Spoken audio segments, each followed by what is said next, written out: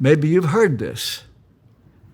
The idea is that God wants everyone to be healed. And if you're not healed, it's your fault. It's your lack of faith. I'm going to tell you something. I speak as a pastor. This teaching has driven sincere people to despair, blaming themselves for their own continued sickness or for the death of a loved ones that they didn't have faith for. It's cruel. This is not Jesus. That Jesus is touched with the feeling of our weaknesses. And I want you to know that Jesus never, ever scolded a person for not being healed. Well, I would ask this question. Why are some healed and others are not? Well, that lies in the mystery of God's sovereignty. No one has perfect faith, and not all pray the prayer of faith, as in James.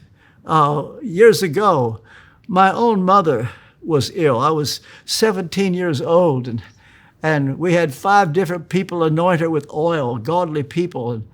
And I even thought myself, I actually thought that God had told me my mother would be healed.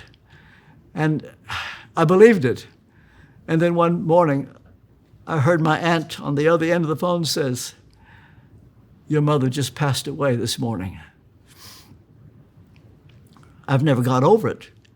My father was afraid that I would lose my faith. I didn't. I've come to see that we all must die eventually. God took my mother sooner than I would like, but we bow to his will.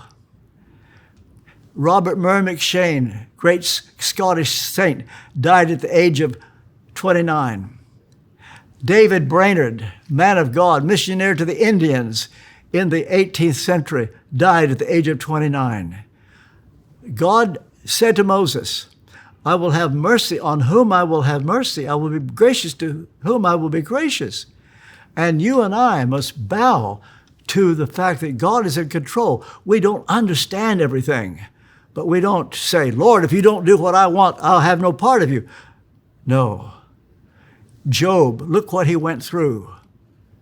And at the end of the book of Job, read it, Job chapter 42, verse 2. Here's what Job learned.